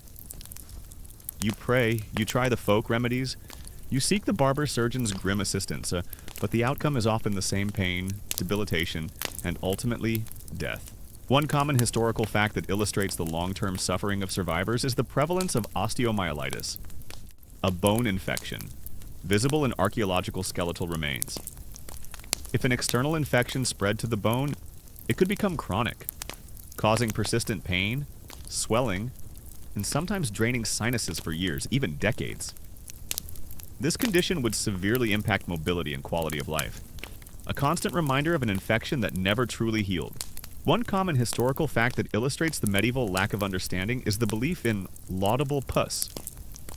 Many medieval physicians believed that the formation of pus in a wound was a sign of healing, a necessary part of the body expelling bad humors. They actively encouraged pus formation, believing it was a positive sign, when in reality, it was a clear indication of bacterial infection. This fundamental misunderstanding led to practices that often worsened patient outcomes, as they were unaware they were fostering the very pathogens that were killing their patients. An obscure detail you might notice is the phenomenon of plague pits, or mass graves being reopened years later. Not just for new burials, but sometimes for medicinal purposes. While macabre, some later medieval beliefs held that the earth from these pits, or even the bones within, possessed curative properties against certain ailments, including recurring infections. You might hear whispers of people secretly collecting this holy earth, reflecting a desperate, superstitious attempt to harness the power of death for healing. It's like trying to cure your allergies by digging up a historical burial site. An obscure detail you might find particularly unsettling is the use of rabbit brain poultices or other animal parts to treat infections. It was believed that rabbit brains, when mashed and applied to a wound, could draw out the toxins. While the intention was good, the reality was that applying unsterilized animal tissue to an open wound only increased the risk of further infection. It's like trying to cure a fever by pouring gasoline on it, but you think it's water. The academic debate that still engages historians and bioarchaeologists is the extent to which chronic infections and their long-term sequelae consequences contributed to the overall burden of disease and reduced quality of life in medieval populations. While acute mortality is well documented, the silent suffering of survivors from chronic pain, disability, and recurring infections is harder to quantify but undoubtedly widespread. Scholars debate how significant these long-term impacts were on the daily lives and productivity of medieval people. The academic debate that still engages historians and medical scholars is whether the widespread belief in laudable pus was a significant factor in the high mortality rates from infections in the medieval period. While this belief was clearly erroneous, researchers debate the extent to which it directly impacted patient outcomes versus other factors like poor sanitation, crude instruments, and the absence of antibiotics. Pinpointing the precise impact of one mistaken medical belief within such a complex environment is a significant challenge. Your livelihood is often severely impacted. If you were a farmer, a craftsman, or a laborer, your ability to perform strenuous work might be permanently diminished. This can lead to poverty, forcing you to rely on charity, the kindness of your community, or to find new, less physically demanding ways to earn a living. The economic consequences of surviving a severe infection are often as devastating as the illness itself, leading to a downward spiral of hardship. Relics themselves are highly prized. A fragment of a saint's bone, a piece of their clothing, a lock of their hair, these are believed to possess miraculous powers, capable of healing the sick and warding off evil. You might see a priest touch a relic to your fevered brow, or place it near your infected limb, believing its sanctity will drive out the disease. The faith invested in these objects is immense, a powerful psychological comfort in a world devoid of scientific answers. While the relic itself has no medical efficacy, the profound belief in its power can offer a glimmer of hope, a sense of being touched by the divine. The social fabric, while resilient, is also permanently altered. Communities are smaller, families are fractured, and there is a pervasive sense of loss. However, this shared trauma can also forge new bonds of solidarity among survivors. You rely on your neighbors, and they on you, creating a tighter, more interdependent community. The experience of collective suffering can lead to a deeper appreciation for human connection and mutual support. Your living environment itself contributes to the daily horror. Medieval towns and villages are often crowded, unsanitary, and filled with animal waste. Open sewers run through the streets, and clean water is a luxury. This means that even if a wound is initially clean, it quickly becomes contaminated by the pervasive filth. The very air you breathe, the ground you walk on, and the water you drink are all potential sources of deadly pathogens. It's like trying to stay clean while living inside a dumpster. You learn to adapt. If you have lost a limb, you learn to use your remaining hand or leg more effectively. If your lungs are compromised, you learn to pace yourself to avoid overexertion. You find new ways to contribute to your household or community, perhaps by taking on lighter tasks or by sharing your hard-won knowledge of survival. This human capacity for adaptation, for finding new ways to thrive despite immense challenges, is truly remarkable. The psychological toll of living with chronic infection and these horrifying sights is immense. The constant pain wears you down, drains your energy, and makes even simple tasks feel monumental. Sleep becomes elusive, disturbed by the relentless throbbing and nightmares of pus and stench. Your temper might shorten, your patience fray, and your overall quality of life diminishes. The constant threat of infection and the terrifying cures available create a pervasive sense of dread. The spiritual journey continues. For some, survival reinforces their faith, a testament to God's mercy. For others, the suffering and the arbitrary nature of survival might lead to a questioning of divine justice or a more fatalistic worldview. You might find yourself more devout or perhaps more cynical, but your relationship with the divine is irrevocably shaped by your near-death experience. You might also observe the role of religious belief intertwined with these medical practices. Many believe that illness is a punishment for sin, and that prayer, penance, and pilgrimages to holy sites can offer a cure or divine intervention. You might see people praying fervently over the sick, or making vows to saints in exchange for healing. While these acts offer spiritual comfort, they do nothing to combat the bacterial invaders within the body. The line between medicine and faith is often blurred, both offering solace in the face of the unknown. The memory of the infection, the pain, and the struggle becomes a part of your identity. You are a survivor, and that experience gives you a unique perspective on life and death. You might become a source of wisdom for others, sharing your experiences, offering advice, or simply providing a sympathetic ear to those who are suffering. Your scars, both visible and invisible, tell a story of resilience. The sheer volume of death from infection means that medieval society is constantly grappling with loss. Families are decimated, communities are weakened, and the average lifespan is dramatically shorter than in modern times. A significant portion of the population dies not from grand battles or devastating plagues, but from the insidious, everyday infections that we now easily treat with a simple course of antibiotics. Pus and odor are constant reminders of life's fragility. The limited medical knowledge means that recurring infections are a constant threat. A wound that seemingly healed might flare up again years later, or a chronic internal condition might suddenly worsen. You live with the knowledge that the enemy is never truly vanquished, only temporarily subdued. This constant vulnerability adds another layer of anxiety to your life, a quiet dread that never fully disappears. The academic debate also considers the interplay between diet, nutrition, and susceptibility to infection in the medieval period. Did chronic malnutrition or specific dietary deficiencies weaken the immune systems of medieval people, making them more vulnerable to pathogens? Scholars analyze skeletal remains for signs of nutritional stress, trying to understand the complex relationship between diet, health, and disease susceptibility in ancient populations. The presence of pus and odor is clear evidence that their immune systems were under constant assault. The academic debate also considers the long-term demographic impacts of these chronic conditions. While some survived, their reduced fertility, increased susceptibility to other diseases, and shorter overall lifespans would have contributed to the slow demographic recovery of medieval populations. Scholars use complex models to estimate the cumulative effect of these long-term health burdens on medieval society. You live in this brutal reality, enduring the aches, the fevers, and the constant threat from unseen enemies. The memory of spreading redness, the foul-smelling pus, and the horror of gangrene will haunt you forever. You've witnessed humanity's desperate, often futile struggle against the microscopic world, a struggle that highlights the incredible advancements we've made in understanding and treating infections. The brutal truth of medieval infections, and the equally brutal reality of pus and daily horror, is a stark reminder of a world where every cut was a gamble, and survival was often a matter of sheer luck, not scientific intervention. You lived through this brutal reality, enduring the aches, the limitations, and the constant threat of unseen enemies.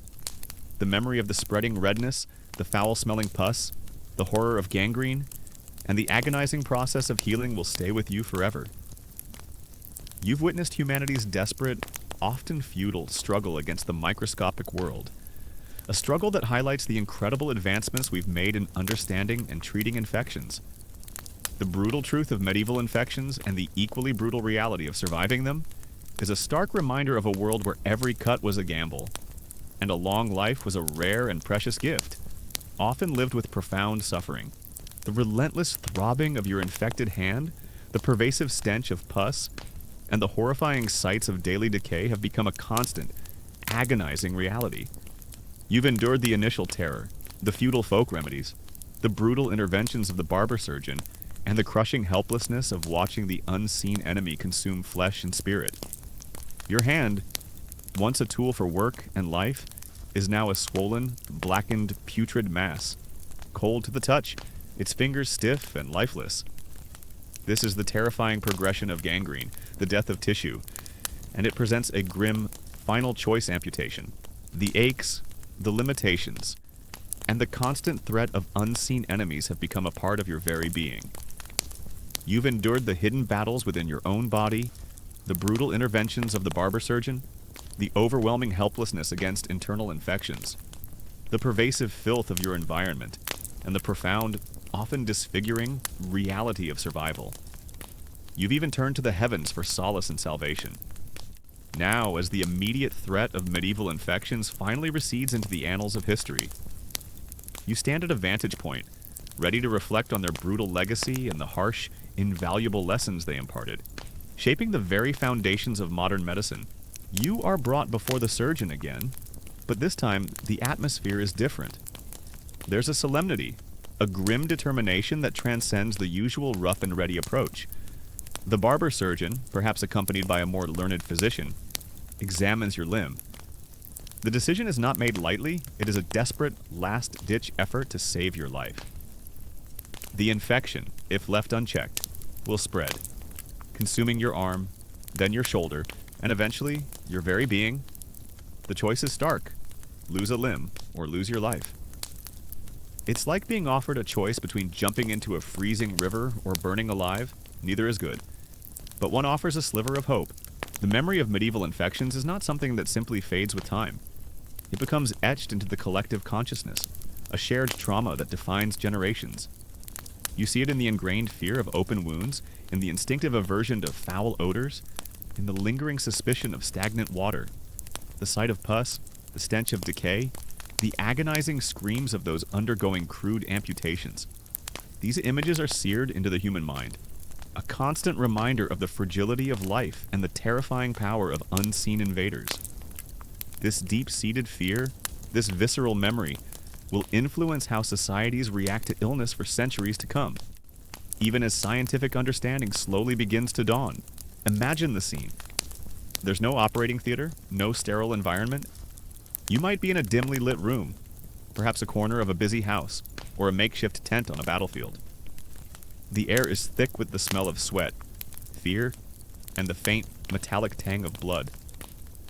Your family or comrades might be present, their faces pale with dread, offering what little comfort they can.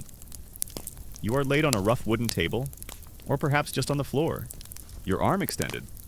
Strong men, often assistants or fellow soldiers, are ready to hold you down, to restrain your inevitable struggles. One of the most significant legacies is the gradual, often agonizing development of public health practices. You recall the rudimentary attempts at sanitation, the mass burials, and the early clumsy efforts at quarantine during the Black Death.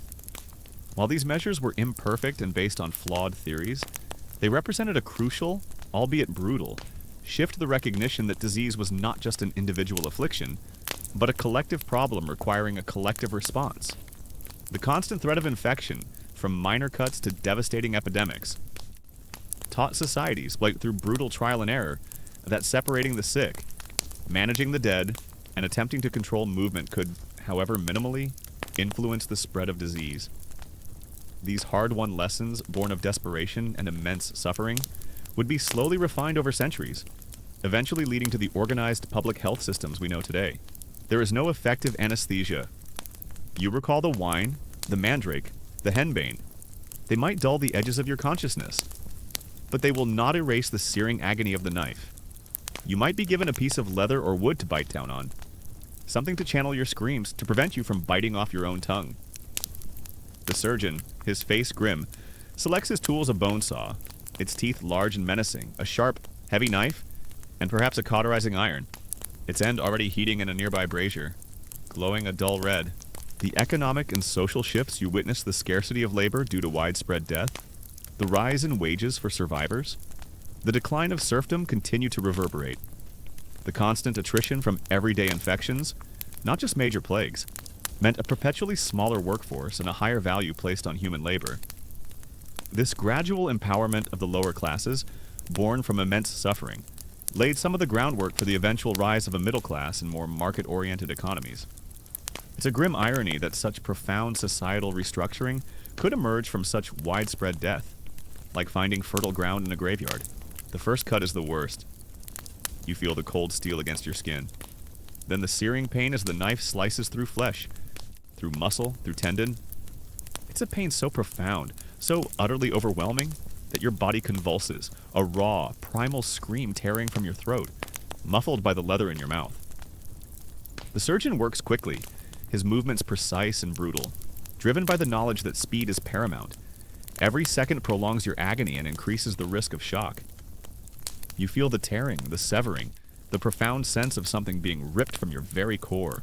The constant failure of traditional medical approaches in the face of relentless infection also forced a reevaluation of knowledge and authority. The humoral theory, ideas while dominant for centuries, proved utterly inadequate against the microscopic enemy. This inadequacy, coupled with the decimation of the clergy and the questioning of the church's perceived omnipotence, opened up space for new intellectual currents. Universities, though initially disrupted, eventually saw renewed interest in practical sciences, in direct observation, and in the study of the human body. While germ theory was still centuries away, the sheer failure of old methods encouraged a more empirical, less dogmatic approach to healing. You can almost see the faint stirrings of the scientific revolution. Born from the crucible of medieval suffering, then comes the saw. The grinding, grating sound of bone on metal fills the air, a sickening symphony of destruction. You feel the vibration through your entire body, the bone protesting, splintering, giving way.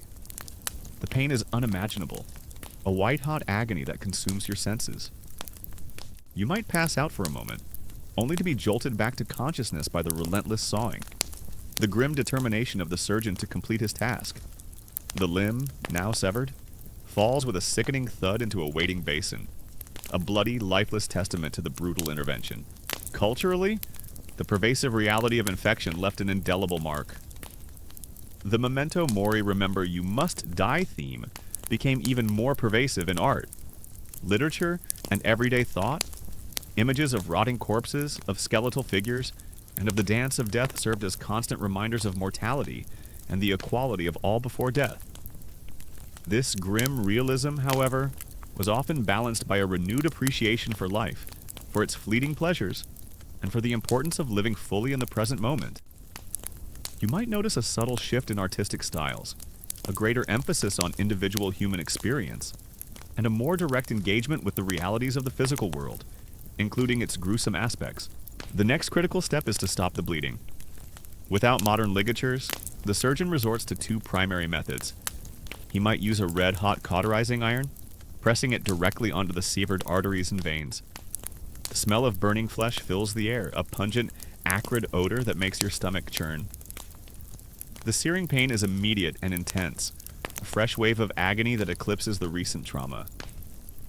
The goal is to seal the blood vessels, to prevent you from bleeding to death. Alternatively, or in conjunction, he might use a strong, tight bandage, or apply pitch or tar to the stump, hoping to stem the flow. The stump is then often dressed with various salves, often containing herbs, honey, or even wine, and wrapped tightly with linen bandages. The legal and administrative systems also adapted, becoming more sophisticated in response to the chaos wrought by constant illness and death. The need to manage vast numbers of inheritances, abandoned properties, and demographic shifts led to more meticulous record-keeping, more formalized legal procedures, and a greater emphasis on written documentation. This bureaucratic evolution, while seemingly mundane, was crucial for rebuilding social order and ensuring the continuity of governance in a world constantly threatened by disease. It's like the government slowly realizing it needed a much better filing system because everyone kept dying without leaving proper instructions. The aftermath of an amputation is fraught with peril. Shock is an immediate threat. The immense pain, the blood loss, and the sheer trauma to your body can send you into a state of shock, leading to a rapid drop in blood pressure and organ failure. Many patients simply die on the table or in the hours immediately following the procedure, their bodies unable to withstand the ordeal. The psychological legacy is perhaps the most profound. While the immediate trauma of a specific infection eventually faded, the memory of constant pain, disfigurement, and the fear of unseen enemies instilled a deep-seated caution and a heightened awareness of mortality. Generations born after the worst outbreaks still heard stories of the great dying or the sweating sickness. Tales passed down from their grandparents, shaping their worldview. This collective memory fostered a sense of resilience, a quiet understanding that humanity could endure even the most unimaginable catastrophes. It also, perhaps, contributed to a more fatalistic outlook for some, a recognition of human vulnerability in the face of forces beyond their control. Then comes the relentless threat of infection. The wound, a gaping, open portal to your internal body, is a perfect breeding ground for bacteria. The surgeon's tools are unsterile, his hands unwashed, and the environment is teeming with pathogens.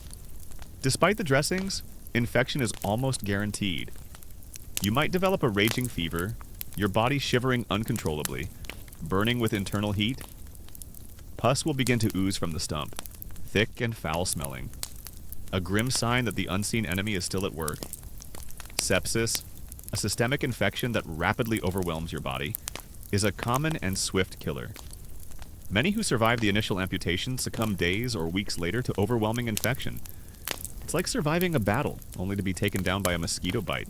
One common historical fact that demonstrates the long-term legacy of medieval infections is the recurring nature of various epidemics in Europe for centuries after the initial waves of plague. While none were as devastating as the first Black Death, the experience of constant illness meant that subsequent generations were, however crudely, better prepared. They implemented more organized quarantine measures, established lazarettos isolation hospitals, and developed more sophisticated public health policies. The lessons, however painful, were learned and applied, albeit slowly and incrementally, paving the way for future medical and public health advancements. The physical recovery is long and agonizing. The stump remains incredibly painful, a constant source of discomfort. You must learn to live without a limb, to adapt to a world that is suddenly far more challenging. Simple tasks become monumental efforts. You might rely on crutches or a rudimentary wooden peg leg, if you can afford one. The phantom limb pain, the sensation of your missing limb still being there, still aching, is a strange and unsettling reality. An obscure detail you might reflect upon is the subtle shift in funeral practices. With so many deaths from various infections, and the often rapid need for burial, the elaborate, lengthy funeral rites of earlier periods sometimes gave way to simpler, more pragmatic ceremonies. The focus shifted from grand displays to efficient disposal, though prayers and spiritual comfort remained paramount. This adaptation in funerary customs reflects the overwhelming reality of constant mortality and the need to balance tradition with necessity. It's like a funeral director suddenly having to process so many cases that they invent a fast-track option, but still try to make it meaningful. One common historical fact that underscores the brutality of medieval amputation is the incredibly high mortality rate.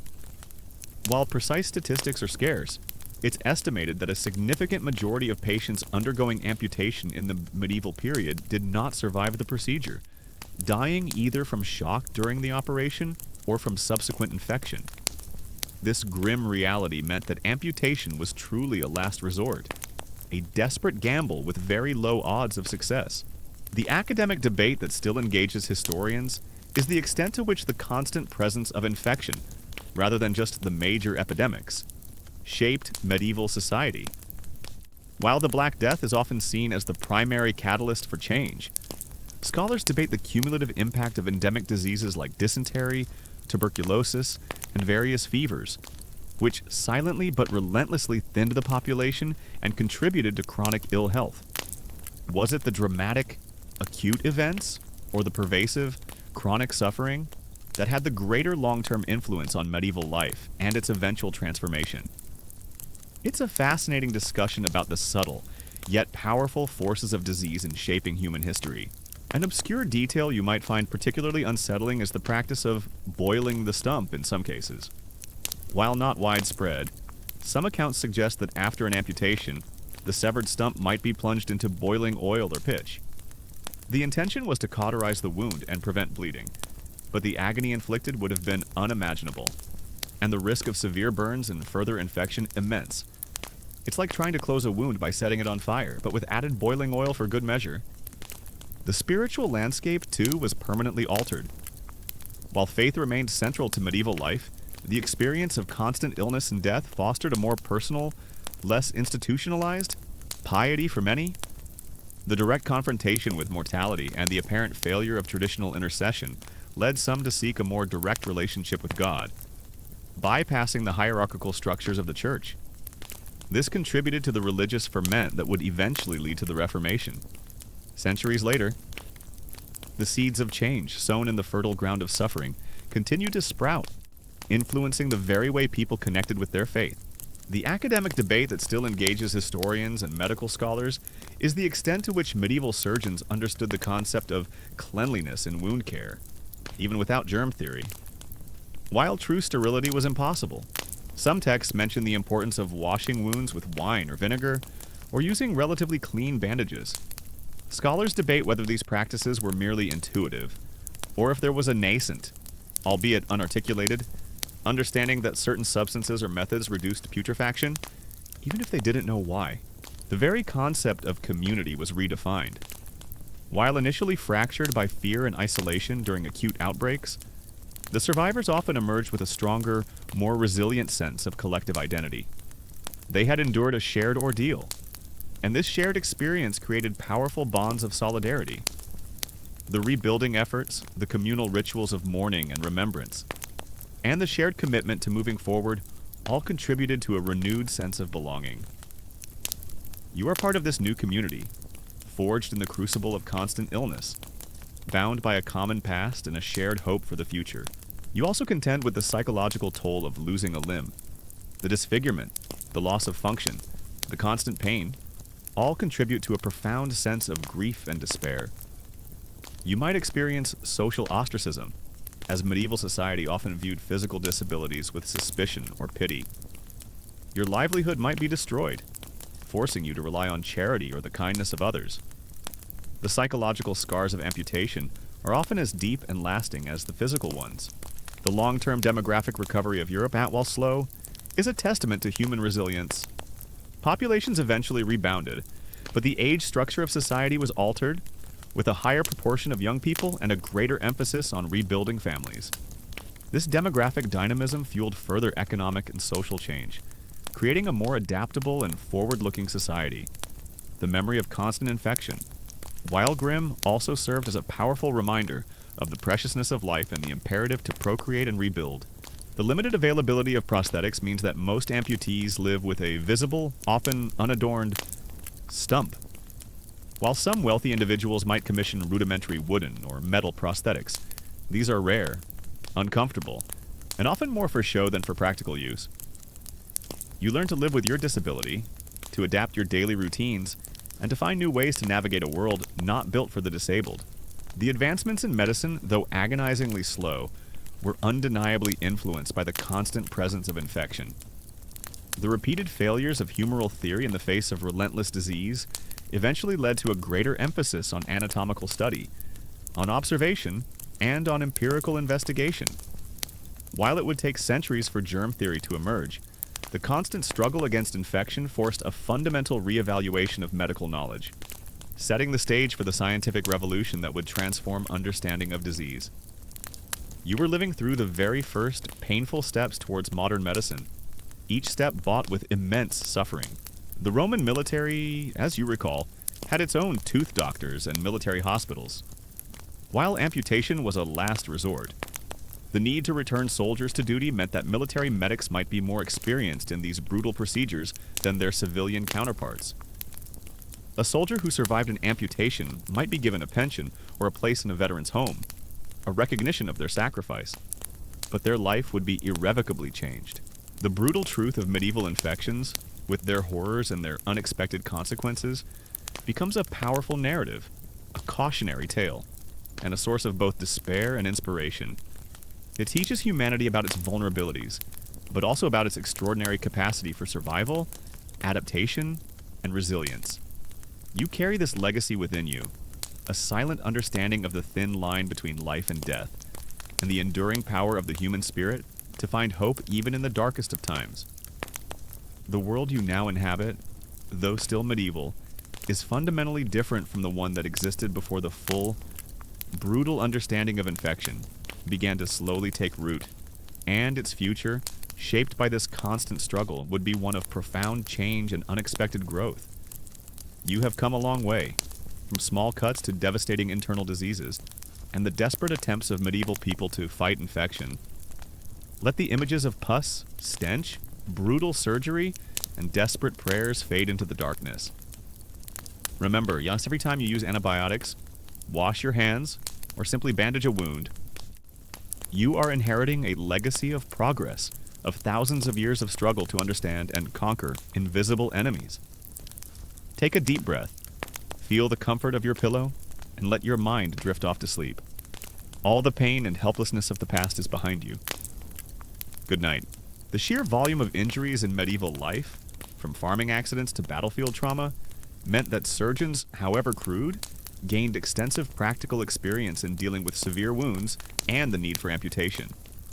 This constant exposure, as grim as it was, contributed to a growing body of practical surgical knowledge, even if the underlying scientific understanding remained limited.